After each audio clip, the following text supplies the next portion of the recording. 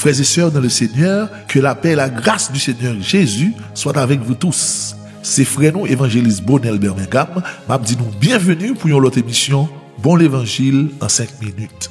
Fois passée, nous t'ai parlé de attrister le Saint-Esprit et éteindre l'Esprit. Nous t'ai conclu que deux termes ça yo, malgré que yo semblé, mais yo pas voulu dire même bagaille. Nous t'ai dit que attrister le Saint-Esprit gain pour avec tout chrétien qui vivent dans désobéissance Saint-Esprit et qui vivent une vie spirituelle déréglée et à cause de mauvaise conduite moun ça dans l'évangile, Saint-Esprit attristé. Le Seigneur Jésus te ban nous cet esprit pour une raison bien déterminée. Pas un chrétien qui a réussi dans la vie spirituelle sans aide cet esprit. Tout le monde qui converti, a bien connaît que un jour cet esprit t'est convaincu de péché. La vie en monde qui régénéré, qui transformé, sanctifié, c'est encore travail cet esprit. Tout chrétien t'a dû gagner une bonne relation avec cet esprit. Mais si cet esprit après que le fin parler avec ou, il fin montre au chemin et puis ou même chrétien ont décidé pour aller vivre tant ou pas rien. C'est le ça ou attrister cet esprit et vous mettez la vie spirituelle ou en danger. Kounyaya éteigne l'esprit selon le contexte de 1 Thessaloniciens 5 le verset 19 et 20 qui dit nous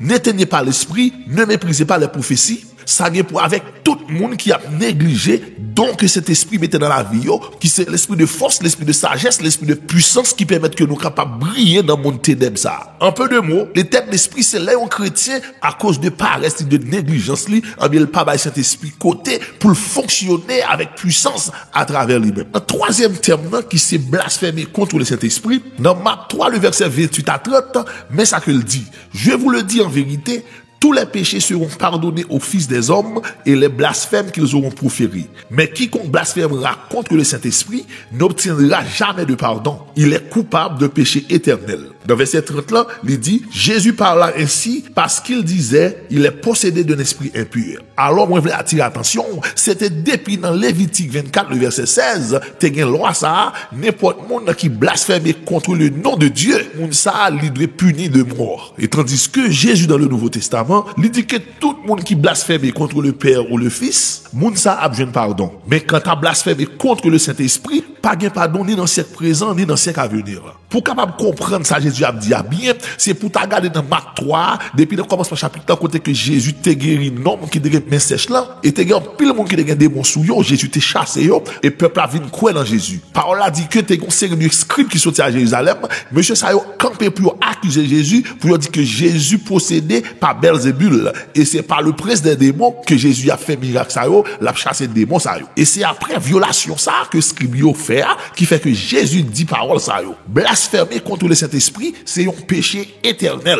Premièrement, blasphémer, qui ça blasphémer? Selon le mot grec, c'est blasphémer. Il veut dire une parole ou discours qui outrage la divinité, la religion ou ce qui est considéré comme respectable ou sacré. C'est une vieille parole déshonnête, une parole qui manque de révérence qu'on prononce contre une divinité. Ça, c'est un blasphème que lié. Mais bien aimé, on compte qui ça qui est étonnant dans toute histoire ça, c'est côté que Jésus élevait le Saint-Esprit sous tête ni papa ni le Fils pour montrer que péché contre le Saint-Esprit, c'est un péché éternel.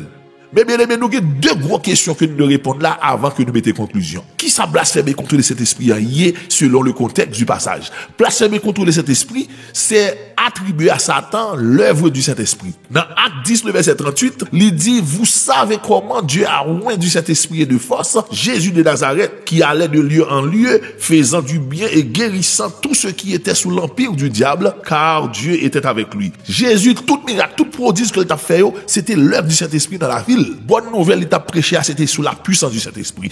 Monde il t'a guéri, monde qui t'a sauvé, monde ressuscité, c'est sous la puissance du Saint-Esprit. Alors tout le monde qui recherche Jésus avec œuvre salut, qu'il t'a accompli pour l'humanité, bien c'est cet esprit qu'on rejeté, ou pas besoin de pardon, ni dans le siècle ça, ni dans le siècle à venir là. La parole de Dieu dit nous dans Acte 4, le verset 12, il n'y a de salut en aucun autre, car il n'y a sous le ciel aucun autre nom qui a été donné parmi les hommes par lesquels nous devions être sauvés. Pas de monde qui a joué papa sous papa c'est pas petit là. Et comme ça tout, pas de monde qui a vu jouer petit là si c'est pas l'esprit qui convainc. Bon Dieu désigne petit là comme seule source de salut. Et petit là lui-même il bat nous le sceau du Saint-Esprit comme gage salut. C'est ça que fait là on nous blasphémer contre le Saint-Esprit, ça veut dire que ou rejeter salut mon Dieu, pas de l'autre bagaille qui était après nous que le jugement éternel. Mais bien aimé nous pour qu'on finisse, il y a l'autre phase dans blasphémer contre le Saint-Esprit que nous devons. Moi quittez nous avec la paix de Dieu.